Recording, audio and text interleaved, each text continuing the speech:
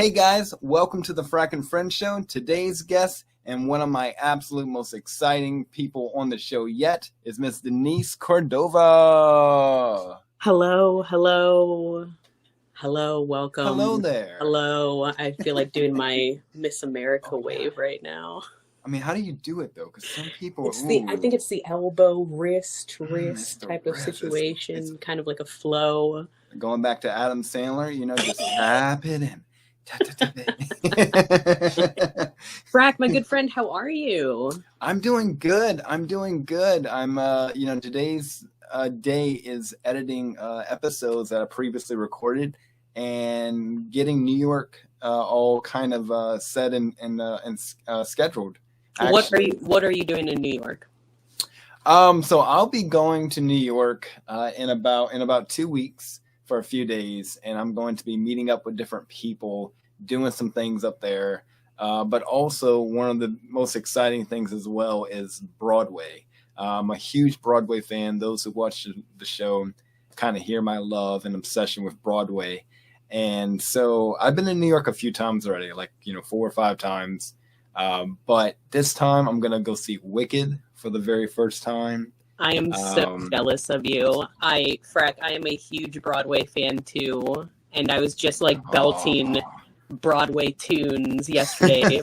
Come on. I totally understand your love for it, and I'm so jealous that I'm not in your shoes seeing Wicked. I think that's amazing. Have you seen Wicked? No. Wow. I've seen a lot of good ones though. I've seen Chicago. Yeah. I've seen Jersey Boys. A lot of other ones but man, Wicked is one of the top. I'm excited for the new movie coming out. Oh yeah, which is by the way going to be in 2 parts now, and yep. I'm a huge fan of Wicked. I've never seen any clips, pretty much, of Wicked, believe it or not, but I've listened to all the music, for 15 plus years. Same. And so, and all these times of going to New York, I've never gotten a chance to go see Wicked, and because there was always something else I was doing for Broadway. I was going see A Bronx Tale twice. And we got to go backstage and meet Mr. Chaz Palminteri and his family, and I got to do a lot of cool stuff with that thanks to my friend Christiani, who was Jane on the show, in the show. And I went to see, the last one was Iceman Cometh with Denzel Washington and David Morse. 4.5 hour play. Remarkable. That is a whole day, Frack. That's a whole day. It was a whole night because it started at 7, 8 o'clock at night. It was definitely, but it wasn't long. To me, it flowed so well. And, the last 25 minutes is Denzel Washington sitting in a chair, and he's giving this big monologue to the audience. And it's just you're in the presence of Denzel Washington. Soak it up, Did you happen to see the Macbeth that he did? I did not. The movie, I think that it was on Apple, right? I think so, but I think it also came out in theaters too. I desperately wanted to see it because it just looked really, really well made. And and Denzel is the GOAT. So he's incredible, especially in his plays, he had done Fences, I don't know if you've seen that, but they made a movie of it, but it's like you're watching a play. It is just brilliant. It's him and Viola Davis. Oh, man. And nothing but brilliance in their performances. And wow. I went seeing it in theaters with my girlfriend, and I was just floored by it, yeah, we went, I went to see that. And then I went to go solo to see SpongeBob. Oh, SpongeBob musical? That looked fun. It was pretty bizarre. It was incredible. Yeah. People make fun of me for it, but I'm it's one of the greatest shows I've seen in my life. And I've seen a lot of Broadway, a lot of plays and such and musicals, but SpongeBob is one of the top for me. It That was is maybe hilarious. because of nostalgia, right? Yeah, I've heard You nothing know? but good things. Seriously, I've heard it's like a fun show. It's actually available like on streaming platforms now. Yeah, I think So out on Paramount or something. yeah. So I mean, those are what I've seen last time, but this time it's gonna be, those, and then I'll see Come From Away, which I'm a huge fan of. Come From Away. I've watched the Apple Plus production that they filmed on Broadway about 50, 75 times. And also I got to see it in New Orleans. So being able to see a play / musical about 9/11 in New York City is going to even be more groundbreaking. Just powerful. Yeah, for sure. Absolutely powerful.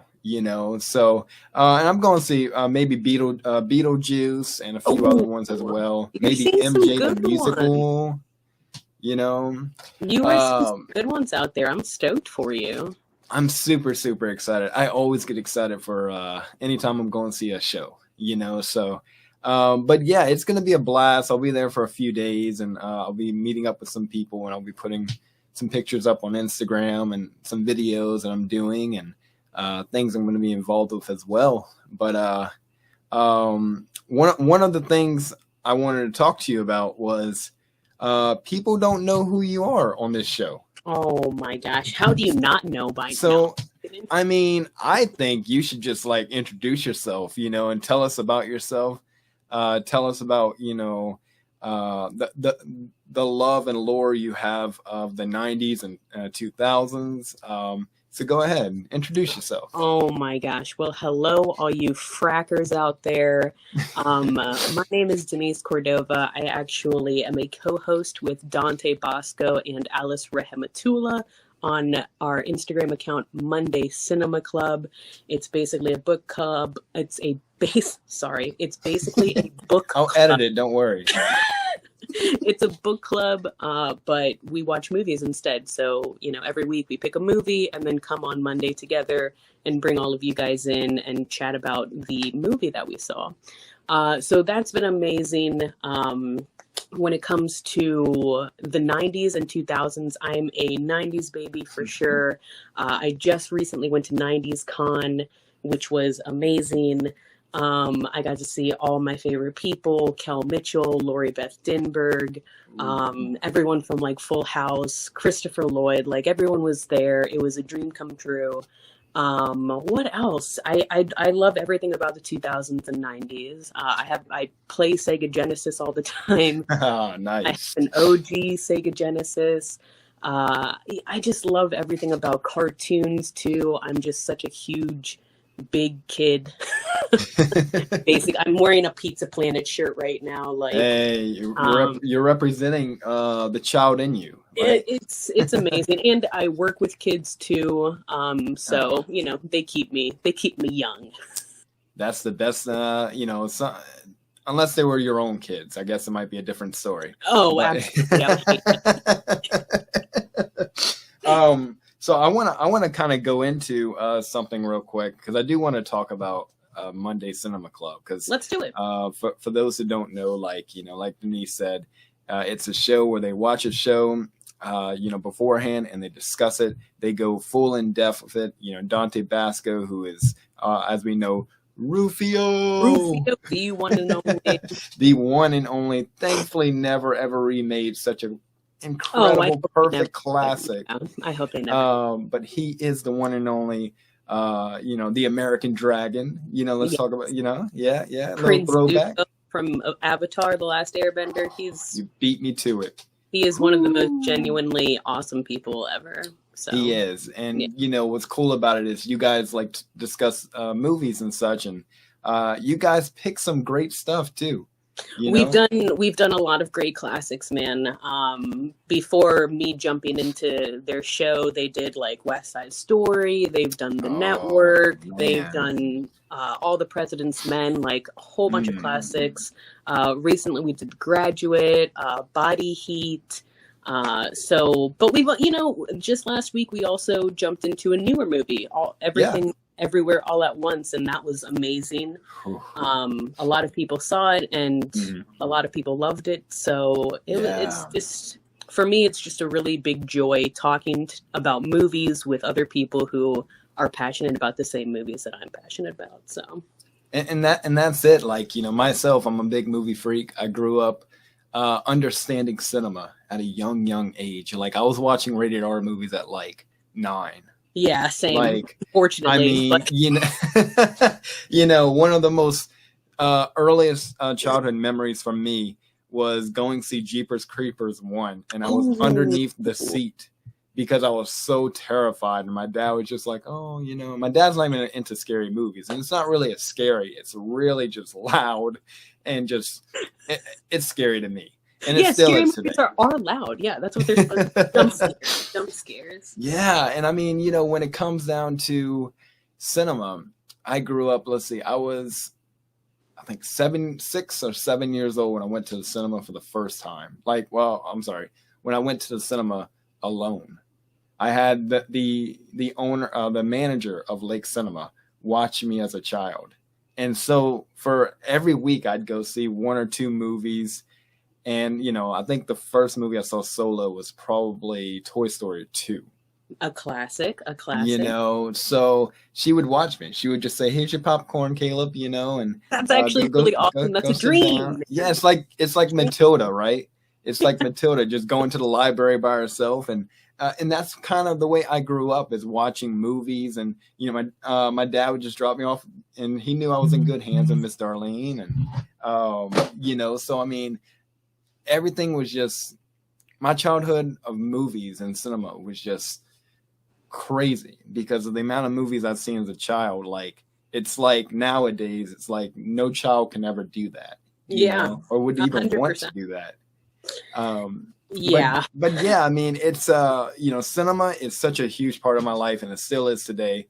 You know, I just enjoy everything. And like I told you before, and those who haven't who didn't hear the other day, but like, you know, people like Jet Li and Jackie Chan, Sammo Hung, Michelle Yeoh, you know, Donnie Yen, and, you know, I grew up with them before they're who they are today. It's so crazy because I remember Michelle Yeoh in Super Cop. Ooh. You know, like, catch me. Yeah. I mean, that's my first appearance, like my first time ever seeing her. And then, of course, she was in a movie with Jet Li. Well, I think a couple, but a particular movie. I forgot what it was called, but I never seen the American version. I've always only seen the Chinese and, you know, with English subtitle versions. So I don't know what it's called in America. That's actually really awesome, though. I'm glad you're a huge it seems like you're a kung fu fan. Yeah, huge. Not so much on scary. I mean, I don't mind watching it. Like, I watched the new It and things like that. Sure. You know, terrified me, but you know, but yeah, karate and kung fu, that was really what I grew up watching as a child, and I was so young, and I still have all the VHS tapes. You know, everything's in Chinese or Cantonese or, you know, Korean. Like, it's so crazy to. Do you have a VHS player to play them on? I do. Nice. I still have my VHS/DVD recorder. Yeah. So, like, yeah, you know, that's back in the day when we had to take a, you know, DVD or a blank VHS, whichever one, and record to the other. You know, those some good times before DVR came out. I'm really glad that you said that, though, Frack. You know, seeing all of those big, huge now movie stars like Michelle Yeoh and everything, seeing their older work is a lot of the reason why I love Monday Cinema Club, because we go back to a lot of the older works of Dustin Hoffman, of, you know, Gene Kelly, all of these iconic movies where the people are just so young and like in their prime. Not saying like they're bad actors now, but no, most of them are retired. Yeah, I don't know. They just like hit it on the mark with every single movie that we've been watching. So I want you to kind of give us the history of how Monday Cinema Club started. Oh, wow. So obviously during the pandemic, everyone was locked up in their house. Me too. Exactly. So I think Dante and Alice decided to basically start this movie club. They did it by themselves for a little bit. They were just kind of winging it. Basically, they didn't really know too well how to do Instagram Live or anything, and it's a lot of fun seeing a lot of the older material that they did. But once again, they were bringing everybody in. All you do is just, log in and be in the chat, and you yourself can talk to Dante Basco and Alice Rehemutula. And I know it's so cool. I love Dante so much just because he really does get to know his audience, and he really does appreciate, people's thoughts and opinions and stuff. And Alice is the same way. She's just like a kind-hearted soul who wants to make it in the business too, and is making it in the business. But in that meantime, she's building this community with Monday Cinema Club. And during the pandemic, they started it. And then I was kind of like a reoccurring person that they always love to bring in. And like me. Exactly.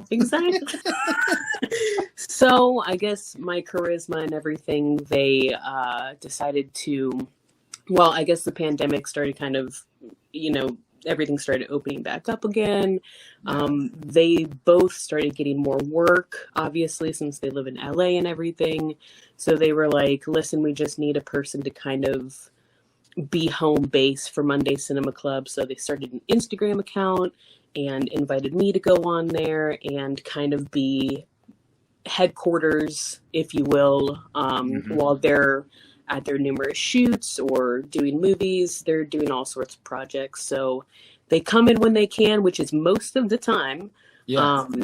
But, when they can't, we can still talk about movies without them and stuff, even though we love their opinion.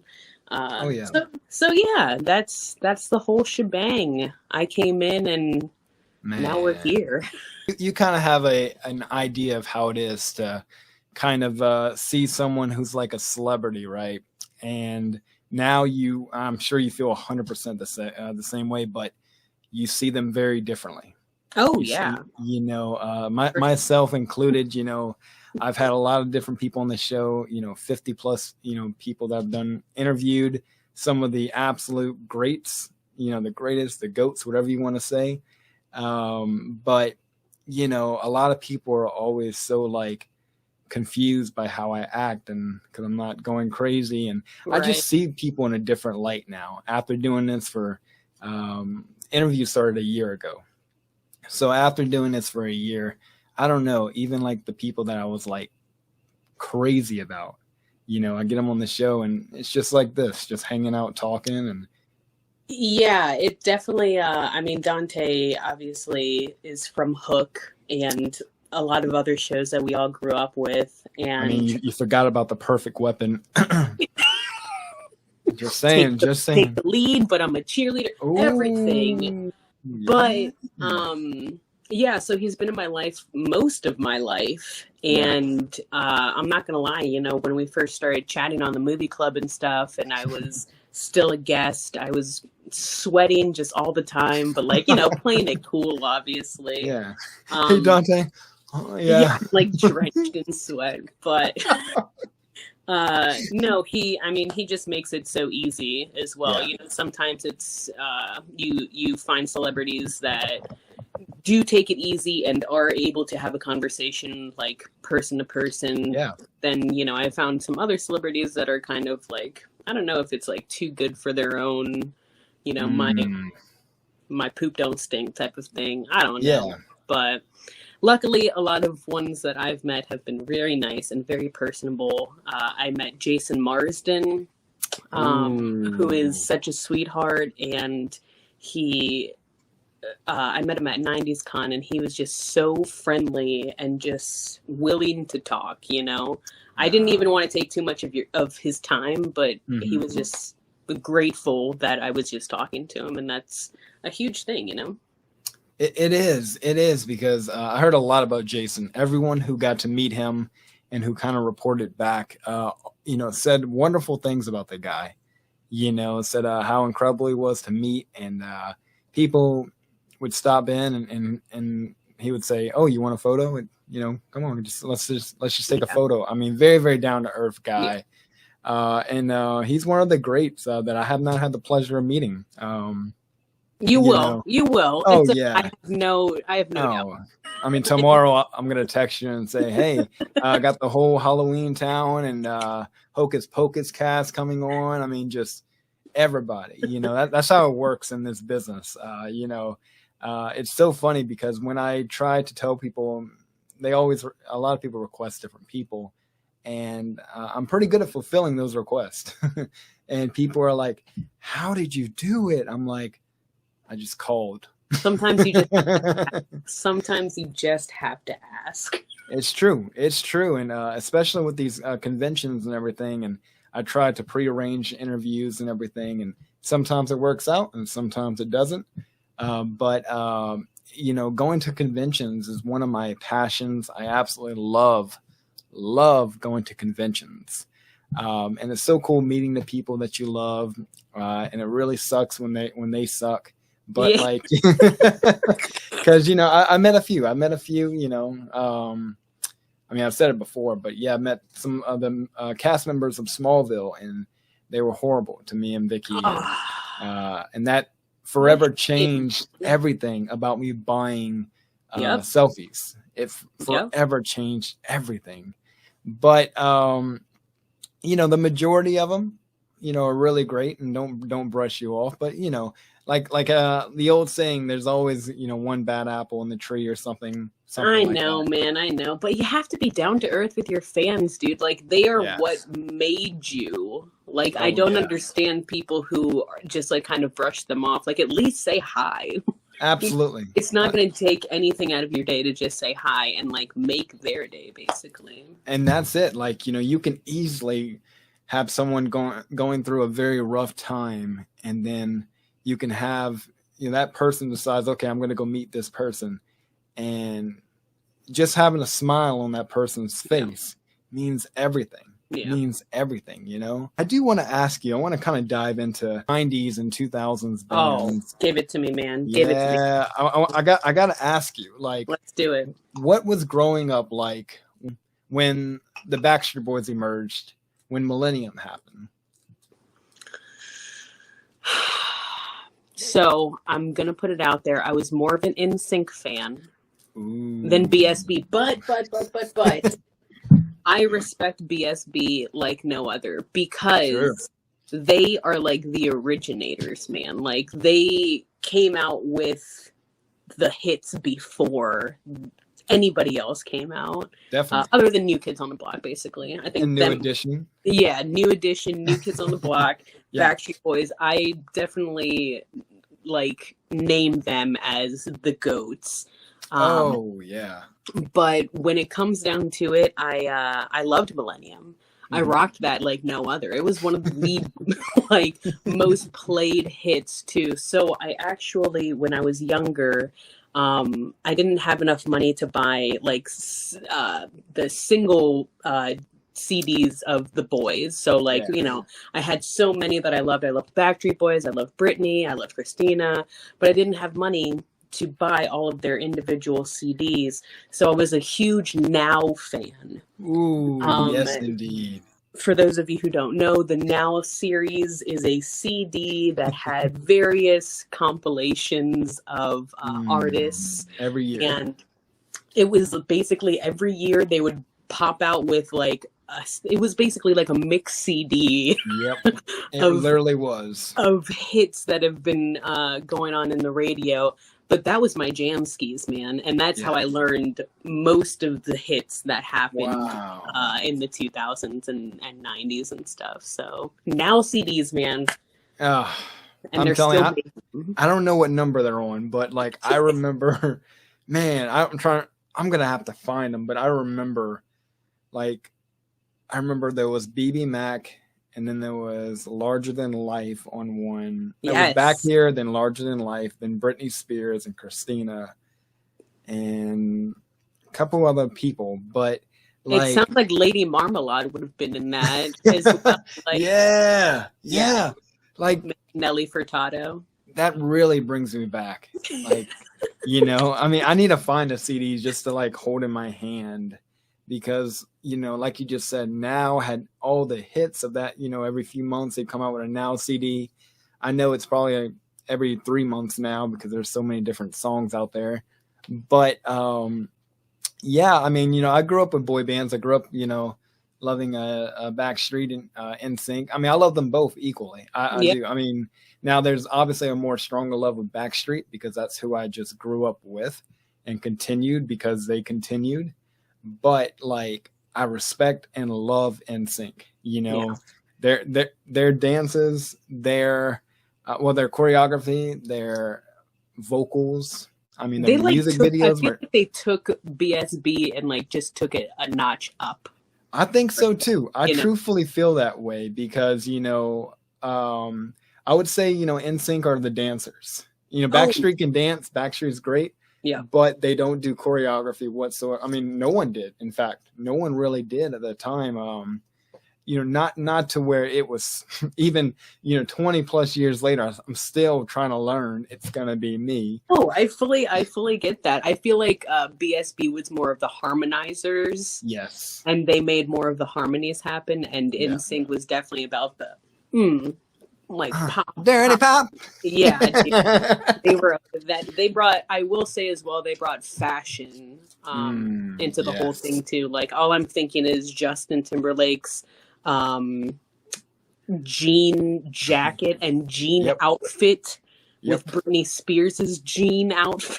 Oh man, like take us back. MTV Awards. Yeah. Wow. Yeah. It's crazy to think about that. You know, I was just really sad because I had seen I'd seen a ad earlier about Logan, right? From that was in 2017 with Hugh Jackman. Okay, yeah. And one of the greatest movies of all time. Yeah. It really is.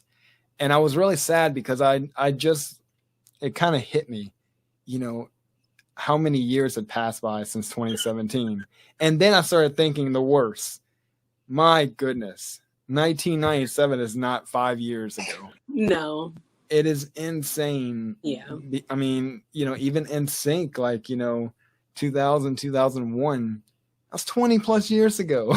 You know, it's so crazy that you say it because I was so when I went to 90s Con, I like brought all my 90s gear, obviously. I'm talking like, you know, I have this Pizza Planet shirt on. I have other stuff, but I'm literally 33 years old, Frack, and I have pajamas from Nickelodeon that have like Rocco's Modern Life, Rocket, Hey Arnold. Like, I am such a kid and will always be a kid. And I think that my love for the 90s and 2000s, I think, will forever like solidify me never growing up, you know. And that's truly how I feel. And a huge part of it is Hook. Like, I grew up loving Peter Pan. I grew up, you know, before Robin Williams, there was a 1960s version. It's like 1965. It was like a play kind of. Yeah, I remember. That's what I grew up watching on like repeat all the time. So like, and I also just grew up on J.M. Barrie. There was a quote from Finding Neverland, and it's so true because he tells Cynthia, the children should never be sent to bed. They'll always wake up a day older. That's why I try not to sleep much, because I'm just hoping it, you know, it keeps me ageless. I think your math is right on that, Frack. I think you're right. I'm trying, but like, I just grew up loving the whole concept and the idea of Peter Pan. And I feel like, you know, there's no reason. There's times where you have to be an adult, but the majority of your time in life, you really don't have to be an adult, you know?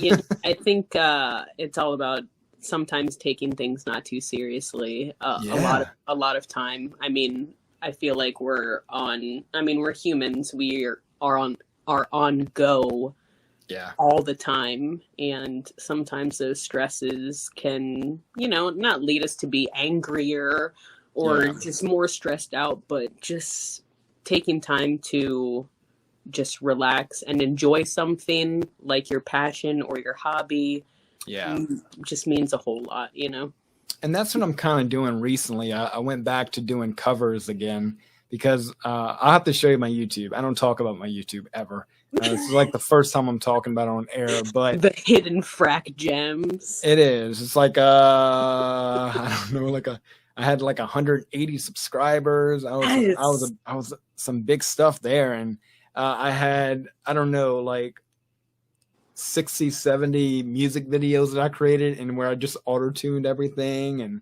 it's so bad, but I was watching that earlier and I was looking at videos that said like 10 years, 12 years ago, and I was just like thinking about how much time had passed, or has passed.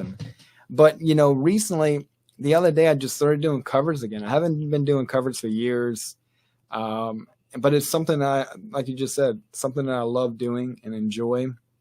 And I missed it, and so now I'm just recording like 200 covers and going to release one every single day. So get ready, world. So get ready to get spammed. That's good though. I mean, I feel like especially cover songs will never get old. Yeah. Like never. People will always love cover bands. I will always jam out to a good song, no matter what. No matter who's singing it either. If you have like Backstreet playing, or if you have Creed playing, or Blink 182, I'm going to jam with you. I'm going to jam out. If you have the stuff playing today, I'm probably not going to jam with you. I just don't feel it. I don't feel it. I know everyone's got an opinion, but my opinion about today's music, one word: disappointing.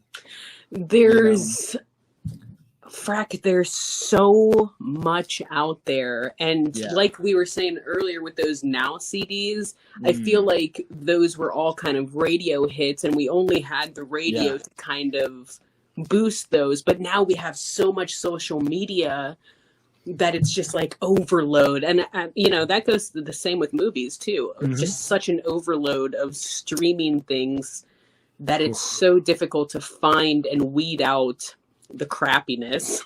Yes, to most find definitely true gems in there.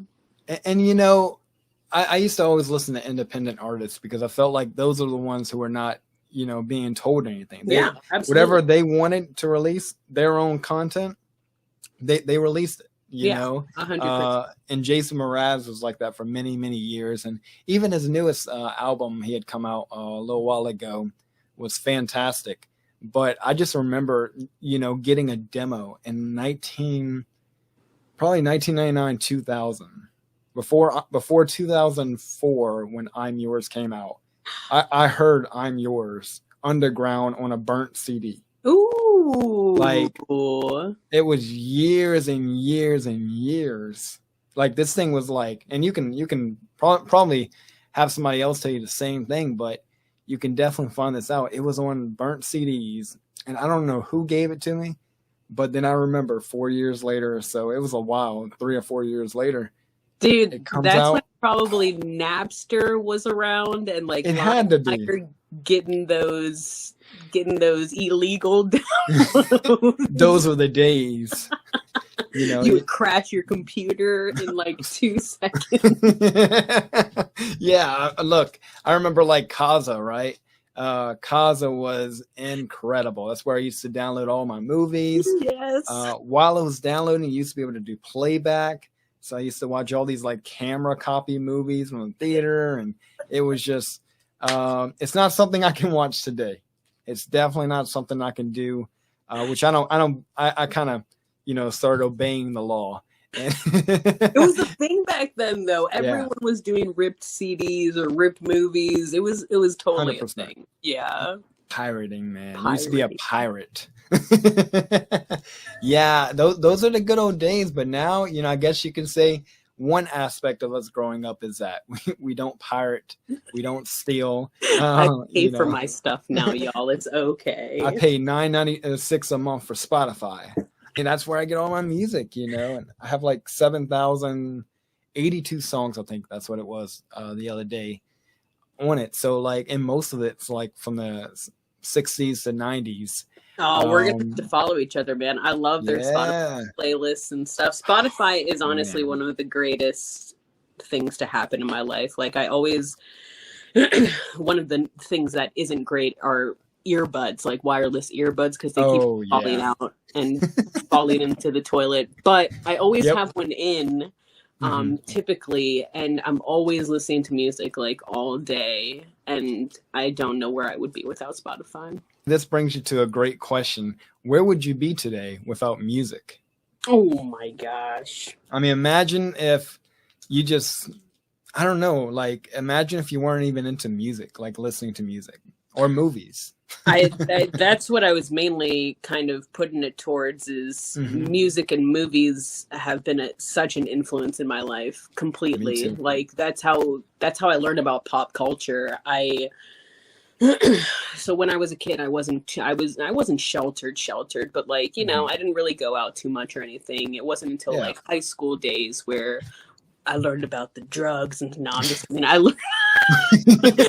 learned just more, outside things, but I'm going to mainly credit that towards music and movies, like all things pop culture. And I will say as well, VH1 used to have this show called I Love the 80s, and they also did like I Love the 70s, I Love the 90s, and that was also a pop culture like funnel for me. That was a bunch of trivia for us. Yes. Like watching Vanilla Ice on there, talking and everything. Man, I remember those. Wow. I wish they would replay them because now is the time, dude. You could probably find them on YouTube. Thanks a lot. Like True. I don't really know today's music. I will say, I think I might have told you, or maybe it was Leah, that I was going to go listen to the radio after an episode. No, I'm sorry. And I'm going to tell you, like, I'm okay never listening to it again. The other day, I took about 30 minutes and all I heard was just trash. And, it's kind of like the Disney Channel versus the Disney Channel of our generation, right? Which, by the way, Disney Channel has changed. I feel like them, not so much Nickelodeon. I feel like Nick is kind of still on the right track, but Disney Channel for sure has changed what it's putting out. Like, it's interesting. I'm seeing, I was just thinking about kind of like the more Disney Channel movies, like, Blank Check or even Johnny Tsunami, Decoms. all of those movies I feel like were top tier and now they've just like crapped it up. And that's all I watch. At least once a week I go back and watch a decom and Johnny Tsunami. I had Brandon on the previous show. And actually, the coolest thing, you should definitely watch this because it was incredible. Previously, I had reached out to Yuji, which is Johnny Tsunami's dad in the movie. And I was like, Yuji, would you mind coming in and surprising Brandon on this episode? And he said, yeah, no problem, man. Send me the link. And so Brandon's on here and we're just talking like this and having a good old time. And I'm like, hey, we actually have a guest who wants to kind of ask you a question or say hi to you, and he's like, sure, go ahead. And Yuji just shows up on the screen. It was the father and son reunion of all time, Brandon said. And it was, and Yuji stayed for about 15 minutes. And because he has a restaurant to attend to. He's a very, very busy man. So cool. And I don't know if you see Cobra Kai, but the next Cobra Kai season, top tier. Yeah, it's gonna be amazing. It's been pretty good so far. I've watched only the first season of Cobra Kai, but I'm down with it, man. Me and Vicky actually binged all 4 seasons, I think, in a week. I'll have to get hip with it. Because I like the story behind it. I really do. I like where they're going with it, and you don't really see that in a lot of reboots now, You definitely don't. And it's got the same feeling of Karate Kid. Just a lot crazier, But yeah, so the Disney Channel original movies, man, I don't know what's out there today. I know I see like they had done Frack. That's what it is. Trash. That's what's out there. They had done Under Wraps and remade it, And I'm gonna tell you, I got to about 10 minutes, and I had to turn it off. The kid just kept screaming when he was talking, and I was like, "Why is he screaming the whole time? I'm getting a headache." And plus, you don't mess with such, I think the first original DCOM was Under Wraps. You don't remake that. You can't. Which they're doing a sequel, so of course they are. Of course. But this one is, Adam Wiley is going to be in it.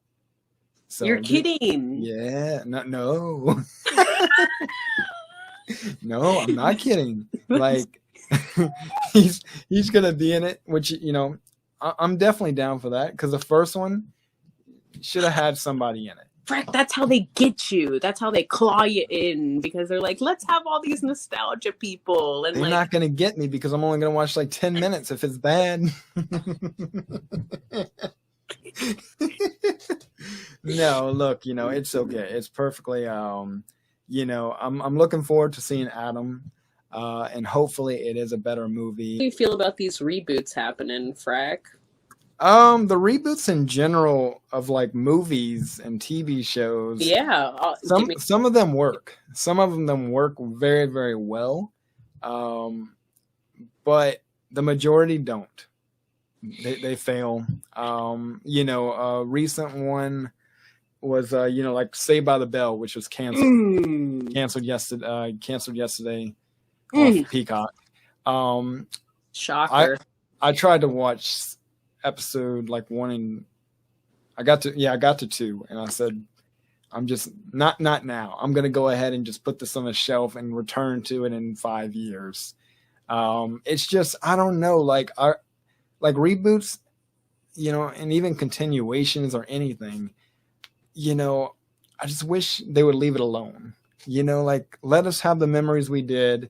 Let us let the characters either be dead or let them, just let them be whatever they are in our mind. I was actually really interested in the new Fresh Prince of Bel-Air, but I haven't seen it because I've heard mixed reviews and I don't want to ruin.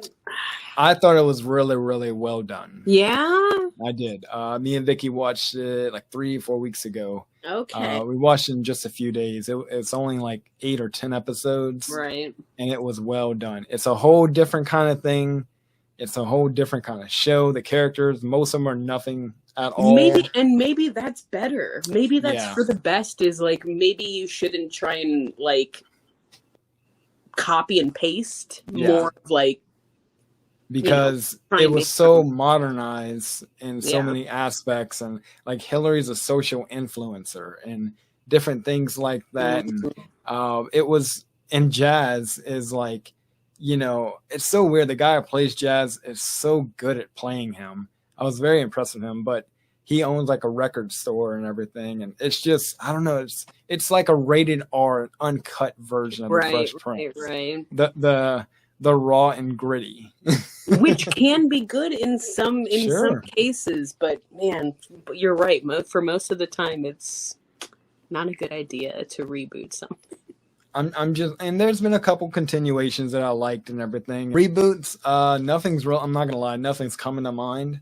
I actually wasn't expecting to like Sonic. So I'm a huge. I told you earlier, I love Sega Genesis. Yeah. One of my favorite games to play is the original Sonic and Sonic 2 and Sonic 3. But I had really low expectations for Sonic the movie. Oh. And it actually exceeded them. I was like, okay with Sonic. I have the first one, and because I buy every movie that comes out on Vudu. Sure. I just go ahead and just add it, and eventually I'll get to it. Well, it's been like 2 years. But I've seen clips of it. There's multiple times where I turn it on for my nephew and stuff and different people, but it seems like it'll exceed any expectations anyone has. It's okay. Yeah. Is it the best movie in the world? Absolutely not. You know, because what are you expecting from a Sonic movie? You know? Yeah. I'm just expecting Jim Carrey to be his old self again. And I hear Jim Carrey can do no wrong in anything he's done. I'm pretty sure. But yeah, no, I'm really excited to see this new Sonic 2. Because I did have low expectations for Sonic 1, but now I have like semi expectations for this one. So we'll see. I'm gonna have to go watch it tonight, but I might go see Doctor Strange tonight. I don't really know. Ooh. I have not been spoiled by anything, but I heard there's a bunch of cameos, which is really cool. But I'm staying off the internet besides my own pages. Yeah. Until I do go see it, just out of precaution, you know, because I don't like getting spoiled. Like someone spoiled like Ozark the other night. I haven't really been feeling like finishing it, you know, but they didn't spoil the ending. They just spoiled like something that happens. And I'm just like, well, I just told you I didn't see it. I'm not anywhere near you, but, so like, you know, but for me, like when someone spoils something, it puts the hype down for me. And, I fully agree. You know, it's like, well, I'll just watch it later. But tonight, I'm sure I'll watch an episode or two. Well, definitely hit up Sonic when you can, though. It's a pretty all right. Pretty all right. I want to go ahead and thank you so much, Denise, for coming on. This is just, you know, one episode. There's going to be about 200, 300, maybe infinite episodes of you and myself. And it's been an absolute pleasure, and it's great being able to introduce you to hopefully a brand new audience. And, you know, I definitely wish you well on everything you're doing in your life. I wish you well on your social endeavors. And I guess until next time, you know. Oh my gosh, Frack, you're making me cry over here, my guy. Me too. You're making me cry a little bit. No, I'm eternally grateful for you, Frack. Like it's good stuff, man. You're a good guy, and thank you for letting me be on here. It's truly a privilege talking to you, man. Well, I guess until next time, right? Until next time. I'm waiting for the day, man. You better send me my invitation soon. This is the Frack and Friend Show, guys. Thank you guys so much for tuning in.